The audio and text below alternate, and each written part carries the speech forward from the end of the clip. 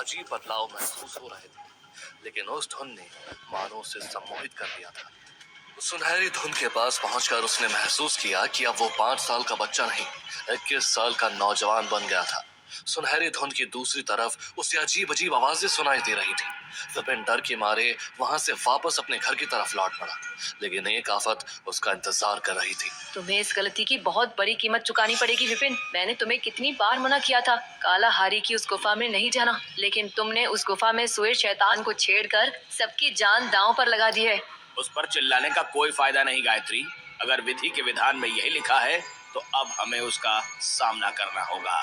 विपिन के रातों रात जवान होने का तहलका पूरे गांव में मच चुका था। और तुमने देखा, साहो का 5 साल का बेटा रातों रात जवान हो गया। लगता है वो भविष्यवाणी सच होने वाली है। हमारे हाथों की लकीरें गायब होने लगी है। लगता है मौत का तांडव अब शुरू होने वाला है। तभी आसमान से नरभक्षी चमगादड़ों की बारिश होने लगी, जो इंसानों को खा रहे थे। नदियों का पानी काला हो रहा था। लाल हो चुके आसमान में एक उड़ता हुआ खूंखार अजगर जहरीली आग उगल रहा था, और सैकड़ों फीट ऊंचे काले साए ने आसमान को घेर लिया था। साहो, गायत्री और विपिन ये नजारा देख रहे थे। आखिर भयानक आ ही गया गायत्री।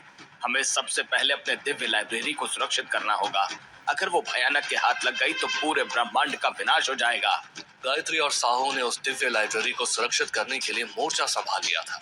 साहो ने अपनी अग्नि गांडिव से सुनहरे तीरों का वार करना शुरू कर दिया। नरभक्षी चमगादड़ों की सेना राख होने लगी। उधर गायत्री अपनी तिलिस्मी तलवार से गांव वालों की रक्षा कर रही थी। ये देखकर भयानक बौखला उठा। आसमान में अजगर बनकर उड़ रहे उसके सबसे खास सिपाही शापित ने साहो को अपनी पूंछ में लपेट लिया।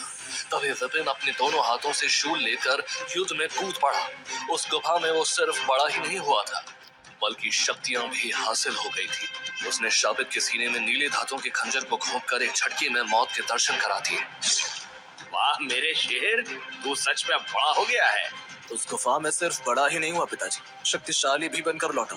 आज गायत्री और साहो दोनों अपने बेटे को गर्व भरी नजरों से देख रहे थे। तभी भयानक ने मौका देखकर साहो की दिव्य लाइब्रेरी में आग लगा दी। लाइब्रेरी को जलता देखकर साहो चिल्लाया, गायत्री, तुम लाइब्रेरी में रखी हुई विधि के विधान किताब को सुरक्षित करो। इस भयानक से मैं निपटता हूँ। गायत्री अपनी जान दांव पर लगाते हुए उस लाइब्रेरी में घुस गई थी। विपिन ने गायत्री की तलवार थामकर मोर्चा संभाला हुआ था, और साहो अब पूरी ताकत से भयानक से भिड़ चुका था। तभी गायत्री की एक जोरदार चीख सुनाई थी, साहो! उस आग से गायत्री का पूरा शरीर राख हो चुका था। अपनी पत्नी को दर्द में तड़पकर मरता हुआ देखकर साहो के कदम लड़खड़ा गए। वहीं अपने माँ बाप को इस हालत में देखकर विपिन सीधा भयानक के सामने आ गया। विपिन को देखकर भयानक गरज उठा, वो भविष्यवाणी कभी पूरी नहीं होगी विपिन। तुझे मारने के लिए मैंने 7 लाख नर बलि दी हैं, और तू मेरे रास्ते का सबसे बड़ा कांटा है।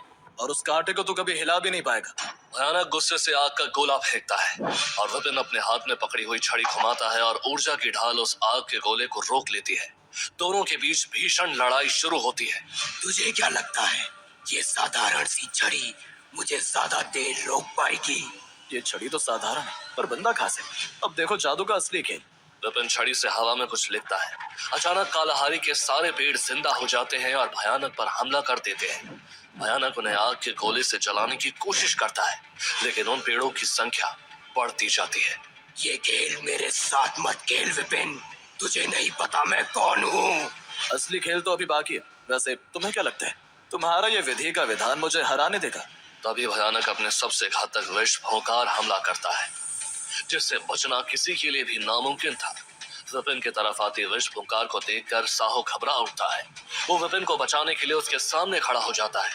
तभी आसमान से एक जोरदार बिजली कड़कती है, और मास्टर सेठ वहां प्रकट होते हैं और अपने हाथ में ली हुई छड़ी को जमीन पर पटकते हैं, और सब कुछ जाए कहीं से सिलेक्शन हो रहा, इन्हें कौन पढ़ाने वाला? फिजिक्स वाला